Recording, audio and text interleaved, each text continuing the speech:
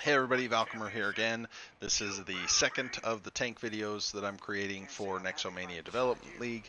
The first one was on Infernal Shrines. We talked a little about bushes, we talked about camp invades, when to not do them, how to prevent them on your team, and just kind of the general idea of being the tank on that map.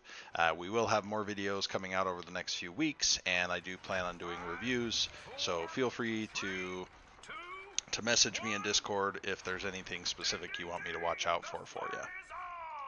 So, I got lonely in the first video as I was the only character on there. Everything else was just minions. So for Alterac Pass, I loaded up the beginner AI so they can at least be running around the map. Now, for the tank, again, we talked about bushes. Alterac Pass, being one of the later maps that they created, actually has a lot less in the way of bushes.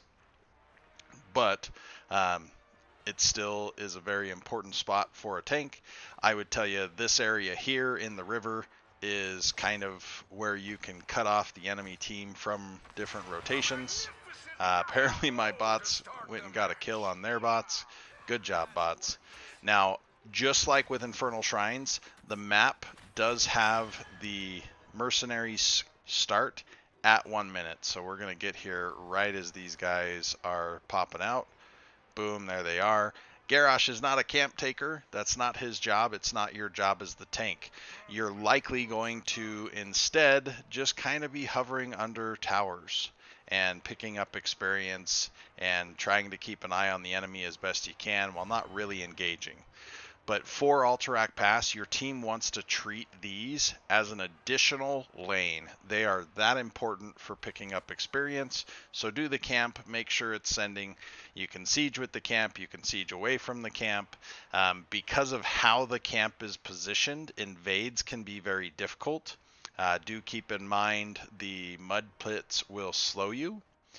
And that was something unique for Alterac Pass. I really liked that as an idea, but do keep in mind, you can see the purple swirls coming around me and getting bigger and bigger because the slow is now going to be a 60% slow. So it's not an easy one to invade because it's so far in there. You still can, but it's just not a simple one.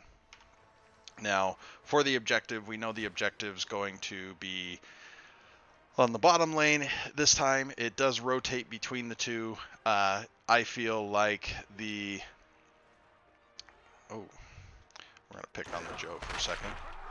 I feel like the top objective favors the left-hand team and the bottom objective favors the right-hand team, strictly because of how stuff gets set up. However, the bushes are pretty nice to be able to defend your side and have that. So, but the being able to potentially poke over the wall, yeah, keep coming, bot Kerrigan.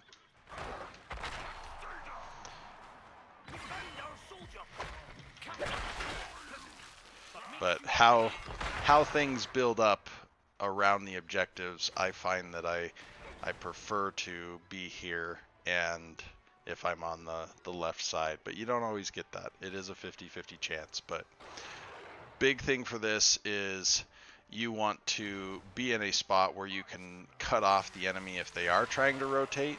Alterac Pass is less of a 1-4 and more of a 1-3-1, talking about how people, I messed up my combo there, but depending on how people will lane in it. So you'll often see that you'll have one person top lane, 3 people mid lane, and 1 person bottom lane. The trio will separate sometimes and take the camp or help out one of the other lanes, but again, there's a lot less bushes here and places to hide, so sometimes you just have to be out in lane, kind of not showing, but making it so that they can't get in after your team.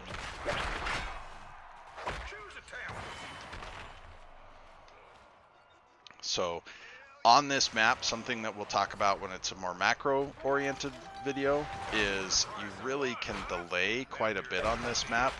The objective does scale, and The first objective is rather weak by comparison, and so if you just let the enemy have the first objective, if you can out macro it, that's not the worst thing in the world. But because it takes so long to channel, you can often get some chip value in the other lanes. We've even had times where we've taken a whole fort in other lanes while delaying the objective. And so you've got a lot of opportunity for just strategy flexibility, if you will. But same thing as we talked about in the Infernal Shrines video, you do want to make sure that you are primarily using your abilities to protect or to engage. If your team's not around, there's not really much sense in me tossing somebody if there's going to be no damage.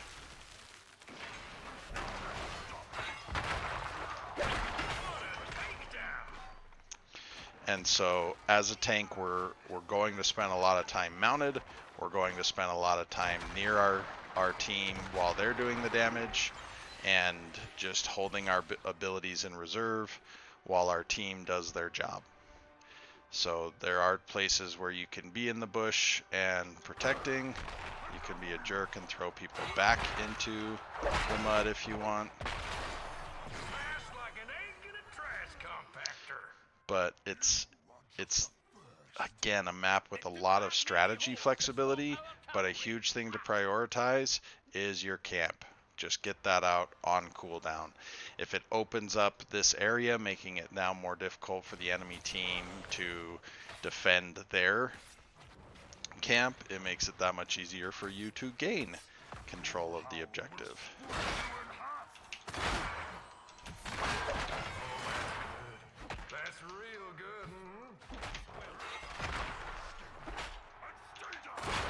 Alright, well, I'll finish this Kerrigan, I suppose, and then we'll move on to... Oh, I don't know that I can get her. Yeah, she's out. Alright, I'm not going to finish the Kerrigan, but we're going to stop this one and go ahead and make that Braxis post as well. Again, feel free to message me in Discord, comment on the video. I'll reach back out to you and answer what questions I can. We will have more macro-oriented and map-oriented videos. I just wanted to talk a little bit about the idea of tanks on the map and spots that you can hold.